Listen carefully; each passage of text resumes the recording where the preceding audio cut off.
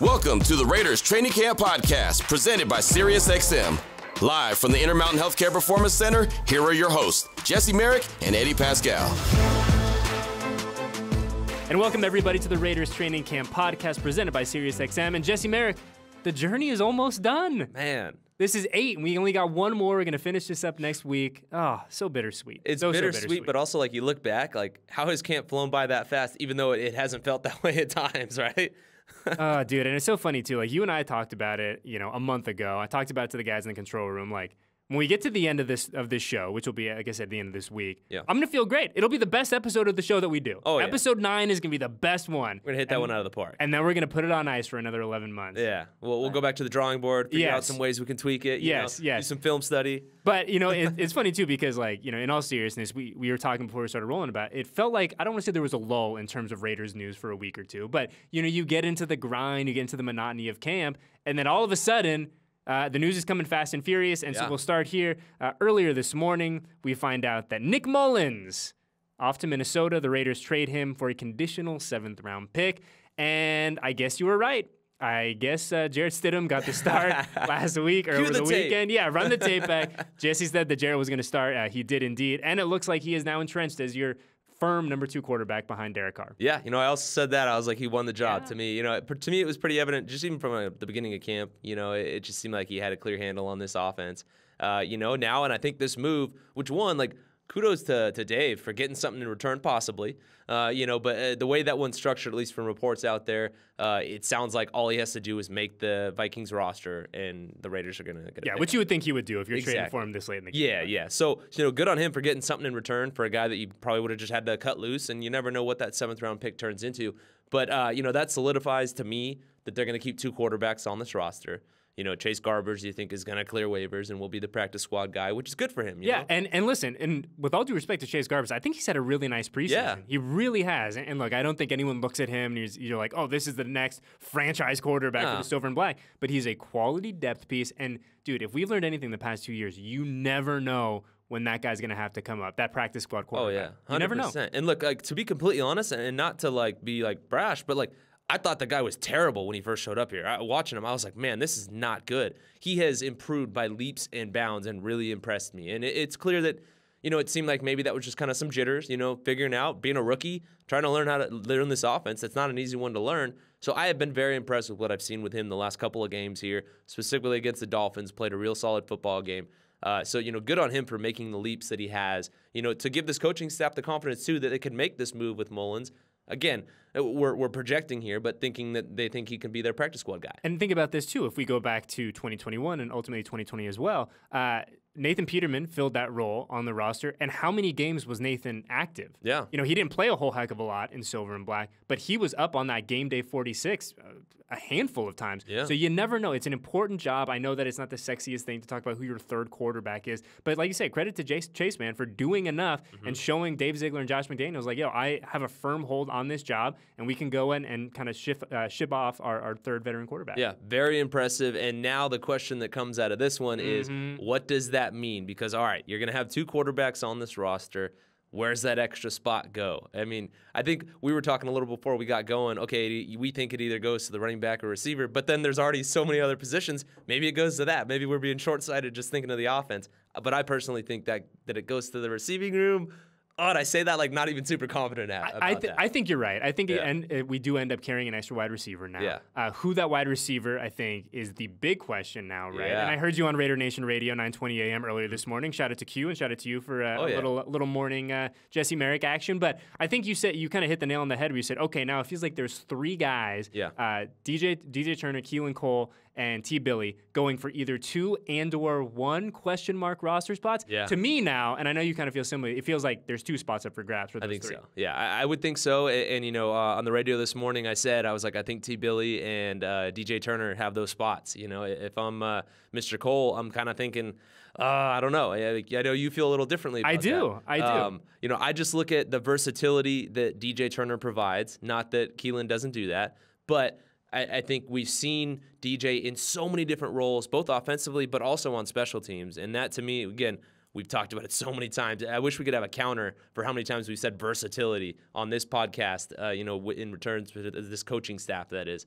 So I think that's where DJ gets the edge there. And then for me, T-Billy, from day one in camp, since they started going, we've all been talking about him. He's jumped off the tape to all of us, to me in particular, right from the get-go. So, I mean, I think I just don't see how they don't keep him. Yeah, and I think before I give my 2 cents, next year we need to have Peyton have a little versatility counter on the ticker there. So Peyton, I know you're listening. Get on that. You have 11 months to figure that one out. But I agree with you 100% on DJ Turner. Yeah. Right. I mean, if you go back and you rewatch the broadcast, I mean, Matt Millen is singing this guy's praise from the mountaintops, and for good reason. That's true. And I think when we're talking about depth pieces, because I don't think anyone anticipates that DJ Keelan and or T. Billy are going to be major, neon lights flashing contributors to this offense. But when you're looking at guys towards the bottom of that wide receiving room, what you are looking for is versatility. And I think DJ Turner is the epitome of that. A dude who can contribute in special teams, a guy who has a little wiggle on the outside. And the one thing that we saw from DJ that we haven't seen from the other guys, rocking out of the backfield. Yeah. And I think that adds another nice wrinkle for Josh in this offense. And I don't want to say like, oh, we need to get, the ball in DJ Turner's hands X amount of times, but he does provide something a little bit different than the other guys in that room do. Yeah. Now, where you and I differ a little bit is what, if you were this coaching staff, what else do you need to see from Keelan Cole to give you, what gives you pause in giving him a roster spot? Because I'm looking at his numbers from yesterday, from over the weekend, and he finishes, where is he? Right here. 3 catches, 44 yards, a long of 22 yards. What else do you need to see from him? It's been, all through camp, he's been consistent, and I will give you credit. I think T. Billy has had the flashier of the plays. I think T. Billy has been more of a highlight machine than Keelan Cole has. But I mean, this dude has just showed up to work every single day, taking advantage of his opportunities in the preseason. And like, we're talking about depth pieces here. I think that the consistency that Keelan has brought to the table, I think gives him an edge. Now, like I said, T. Billy has certainly had the more grandiose plays. Definitely. But I don't know. It'll be really interesting to see when we do this in a week from now. Yeah, I think the buzzword that you mentioned there, consistency, and that's the thing that's been mentioned with, Tyron Johnson. The coach has even saying that. I think he said it as well when he spoke to the media, noting like that they have told him he needs to do it consistently. Yes, you've seen that from Keelan Cole, and you noted that T. Billy has had more of those highlight-type plays, but I just watched the way the guy runs his routes, and he consistently, to me, in one-on-ones, in team, in 7-on-7, is separating from guys, and not just separating from guys, but creating a lot of room, in the way that he runs his routes. Not to say that Keelan can't run routes, because obviously he can. He's in the NFL. He's done well for himself. I don't know. When I see both of them, and it's just like sounds dumb, there's just a difference. I can't give you any other reason than that. Is there a world in which all 3 of those guys make the roster? So that would be. I mean, Dave would have to get really creative with the numbers. Yeah.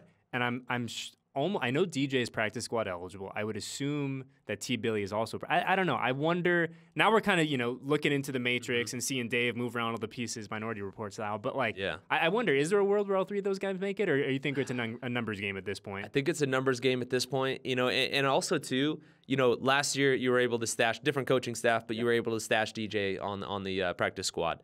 I don't know if he'd clear waivers this year. Exactly. I don't think so either.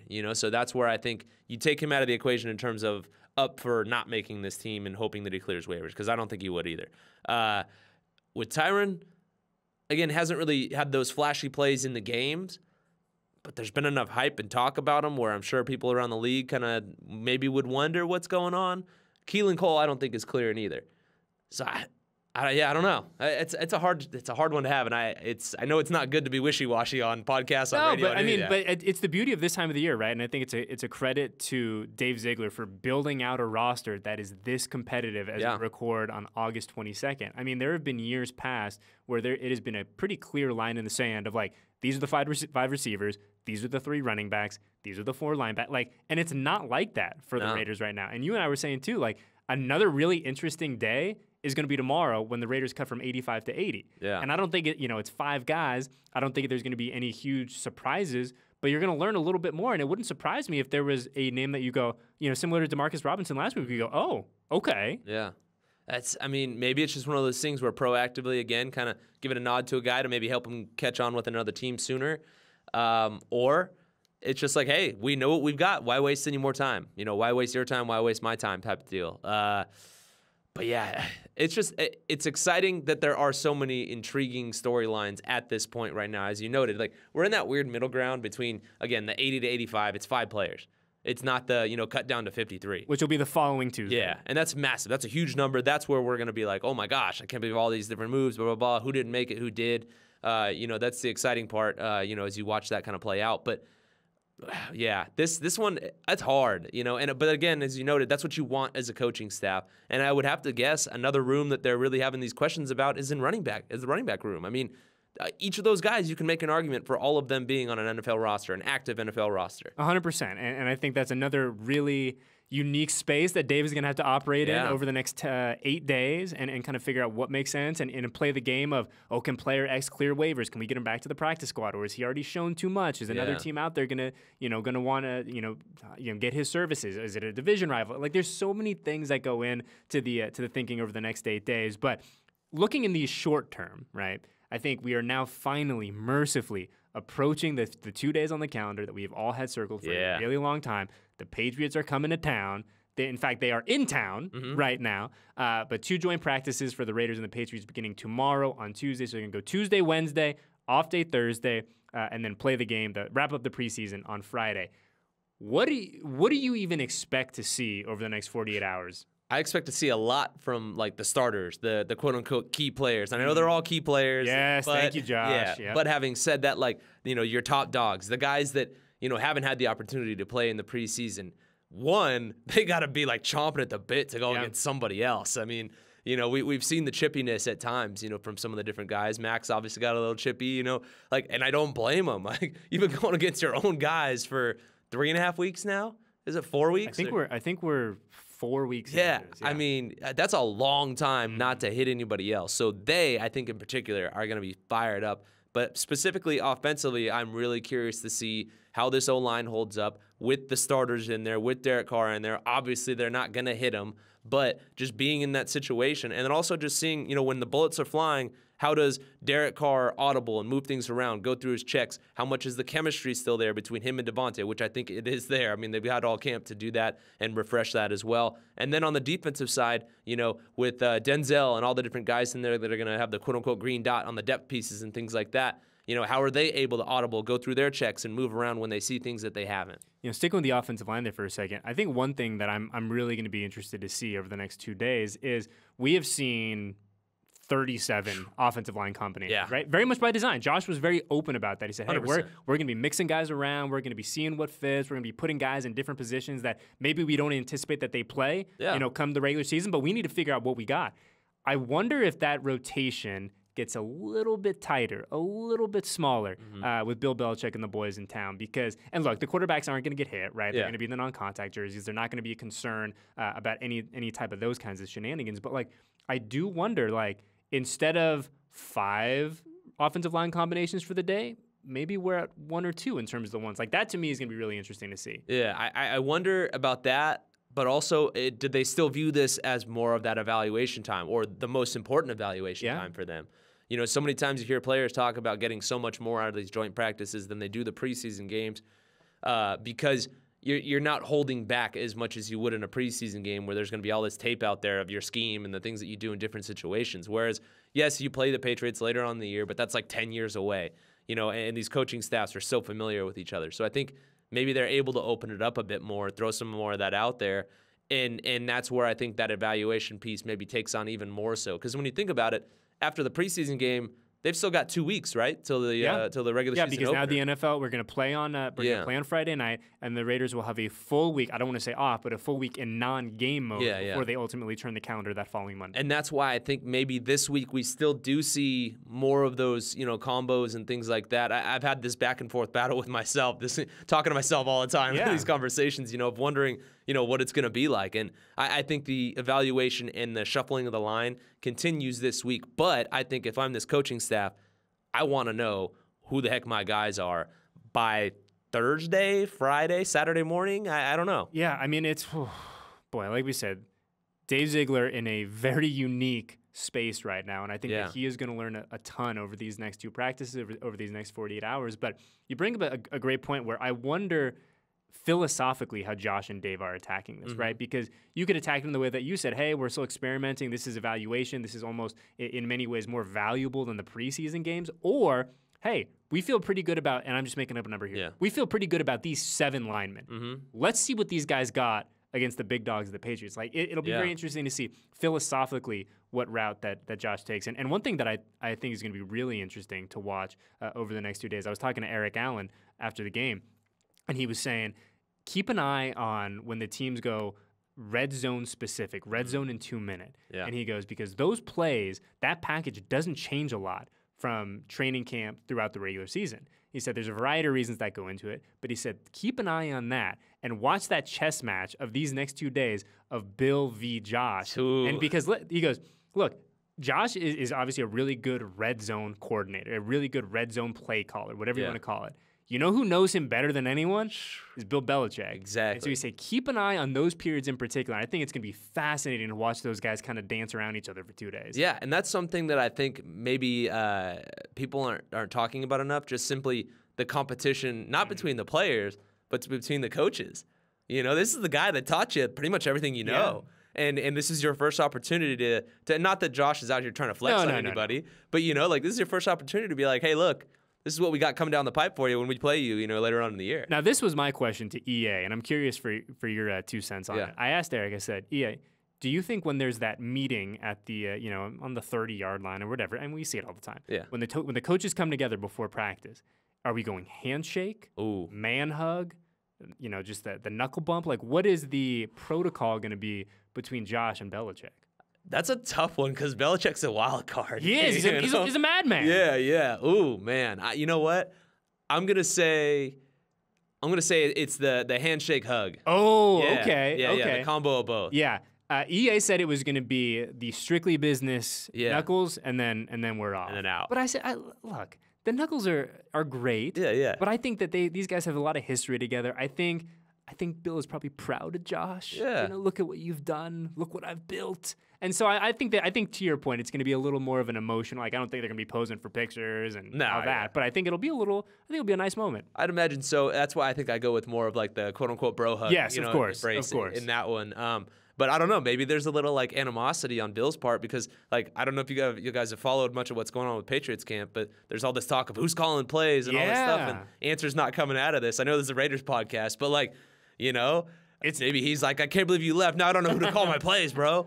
I mean, we talk about it in all seriousness. There is no shortage of kind of storylines to follow over the next 2 days. And another one, you know, kind of on the lighter side that I'm interested to see is those interactions between Derek Carr and Mac Jones. Yeah. Because they're part of a very small group who have, you know, this really close working professional relationship with Josh McDaniels. So I wonder if Derek takes the opportunity to pick Mac's brain a little bit, or if Mac comes over and kind of offers some, you know, not good luck or all that kind of stuff, but just, you know, what those kind of interactions look like over the next couple of days. That one will be interesting too. Yeah. The other one, as you were talking about that, it was just the specialist pop in my head. You know? Yes. Because we always talk about them and watch them when we're out there. You know, the life as a specialist in the NFL. I wonder what the interaction is between, you know, AJ Cole and you know, Daniel Carlson and Sieg and the specialist from the Pats. I wonder if there's like a specialist summit, like if they're gonna come together. I imagine those guys will probably go to dinner or something. Oh, gotta be. I mean, a little powwow, play some chess or something. Yes, you know, while everyone else is in meetings. Or, I know. You know. I do wonder though, like if you. So obviously the game is on Friday, and I still don't really anticipate we're gonna see much of any of the big dogs play on Friday night. I would be shocked. Yeah. But if you're Josh McDaniels, what do you want to see over the next 2 practices from the Derek Carrs, the Darren Wallers, Colton Miller, right? This is probably the most run that we're going to see from Colton in the past 6 weeks. Like, what do you want to see from those guys and the Max and Chandler on the defensive side as well? I mean, look, hey, this is your guys' time. You know, if I'm Josh, I'm sitting there talking to him. I'm like, look, you guys you've done your thing. You had your learning period and whatnot. Now show me what you can do. And he noted it yesterday when he was talking on the Zoom, you know, mentioning that he's going to get the opportunity to see these guys react to something that they don't game plan for. You know, when the Patriots throw them something that they don't know, you know, that they haven't looked or seen against or practiced for, whatever it is, how do you react? You know, it's kind of like taking the training wheels off. And I think that's going to be where, you know, we're going to see them exposed. And I don't mean that in a bad way. I just mean exposed, whether like, hey, you really have a good handle on this, or for the next week, 2 weeks plus before we get to the opener, this is what we really got to work on, moving forward, because it's going to show some of those deficiencies, because there's few clubs in the NFL that have been as consistent as the Patriots. So they know what they're doing coming into this one. There's not as many. I mean, we're not experts on the Pats, but I'd imagine there's not as many question marks and as much, quote unquote, like learning going on from their part. It's more reacting from their top dogs. So how does Carr and all them kind of react when the bullets are flying? Yeah, and to your point, right? I mean, the upheaval on the Patriots roster hasn't really existed, right? I mean, Bill Belichick has been there for what, 22 years? Something. I mean, and now you look, now you look at the guys on the Raiders roster, and every single guy first year in this program. And I know there's a lot of Patriots carryovers like Jakob Johnson, but still at the end of the day, you're still in the process of learning, of gathering information, and figuring out who you're going to be come week one. Another guy who I'm going to be very intrigued by over the next 48 hours, Nate Hobbs. Yeah. Nate Hobbs has had a fantastic training camp by all regards. I mean, we've looked at, we've talked to our buddies here about how well Nate has played over the past month. Mm-hmm. Let's see, go do it against someone that isn't in silver and black. Like, that to me is another guy. Like, circle him and see what he does the next 2 practices. Yeah. I mean, look, he's put in a lot of great work against Devontae. And no knock on the Patriots receivers, but they're not Devontae Adams. So let's see you go out there and dominate. I think that's what you need to see out of a guy like Nate. Also, too, throwing in Rocky Sean. Yeah. And Anthony Averett, and even Trayvon Mullen, too. This is your guys' opportunity to show, how much good work you've gotten with Trayvon. Obviously less because you just came off the PUP list and everything. But, your opportunity to show the work that you put in against our top guys, who many people believe are tops in the league at their positions. Now let's see what you can do against some fresh blood coming in here, and does that carry over? Or is it a matter of you're comfortable, you know what to expect with these guys, and, how does it look again when the bullets start flying? I think Nate's definitely going to be one of those guys that shines. And the other thing to keep in mind before we get out of here is day 2 of joint practices. Yeah. Right? Because day 1, you're going to get to know each other. Things will get a little friendly. Yeah. Someone's going to say something that you don't like. And then that next day, we saw it last year in Los Angeles, too. Yep. And I don't think anyone wants to have a repeat of what happened in LA last year for a variety of reasons. But I will be interested come Wednesday how, who's kind of barking, who's, who's kind of chippy, the guys that are taking offense and affront to some of the things that happened the day before. And it's just going to be a blast. It's going to be a lot of fun to watch. It is. And the interesting part about it is where, we didn't have this last year with the Rams. There's so much crossover in guys that were former Patriots, staffs, all that stuff. I mean, so there's going to be a lot of inside jokes, a lot of familiarity with people. A guy like Daron Harmon's going to be able to chirp at some guys a little more than, many other guys and things like that. Different players, Jakob Johnson, Jermaine Illuminor being a former Pat, so many guys that, that know them a little more intimately. You know what I mean? So that's where I think the chirping is going to be kind of next level, and we've seen the Pats get a little chippy in some of their practices thus far. Just a little bit. Another name to add to that I was reminded of this morning, Trent Brown. Coming back to Las Vegas. Dude, I didn't even think about that. Big Trent back in the desert for the first time in some time. Yeah. So another guy who is very familiar with Max Crosby, with the defensive line, and with the Raiders offensive lineman as well. So another battle to keep your eye on over the next 48 hours. That one I don't think will disappoint. No, not at all. There's going to be a lot of exciting battles. I just hope we have a good vantage point for all of them. Oh, boy. I'm going to be really disappointed if we can't watch some of these one-on-ones, or don't have a good view of them, because this is the most exciting part of camp right now. Yeah, 100%. And I do hope, Josh, if you're listening, and I know Dave has mentioned us. That Dave's a friend of the pod. Yeah, Dave's a friend of the program. Dave, if you are listening, a nice vantage point for the next 2 days would be very much appreciated. Oh, yeah. And we're not going to spill any secrets. We just want to be able to see and have a nice viewing of what's going to happen the next 2 days. I don't think that's too much. Promise I won't talk about it on TV. I just want to watch it. The football nerd in me wants to see it. Speaking of TV, Jesse Merrick, where can the people find you tonight? Oh yeah, on News 3, obviously every night. I'm actually off today, so I won't be up there. Look at you. Tonight. Yeah. So what a grinder coming in on the day off. I'll be talking, Raiders. We're talking a little bit of UNLV too, as they get set for their first game. Is actually on Saturday. I know friends of the program. Nick Mullens is now handling the offensive coordinating duties at UNLV. Wishing nothing but success for him and the Rebs as they get going this year. That's going to be exciting. A lot of talk about them. Taking that next step. Obviously, it's been a lean couple of years for them. So hopefully they can get that done. But yeah, again, every night on News 3, and I'm always on Twitter at JesseNews3LV. Hit me up. There you go. And we are going to have a lot to talk about when we do this. It breaks my heart, Jesse. The final episode of this Raiders Training Camp podcast. But it's been a great run. We're going to finish strong. We're going to sprint through the tape. We're not going to limp there. We're going to power through. And a big thank you to the scheduling gods for giving us really the most entertaining thing to kind of finish the show up this season. It will be great. So for Eddie Paskal, my man Jesse Merrick, Ray behind the glass on the ones and twos, everyone in the control room that's making sure everything is operational and working, we thank you. And we will see you guys at the end of the week for our final episode of the Raiders Training Camp Podcast presented by SiriusXM. SiriusXM puts you inside the Raiders Training Camp. Catch all the info on the team, plus your music, talk, comedy, and more. Subscribe now and get your first 3 months free. Be there with the Raiders.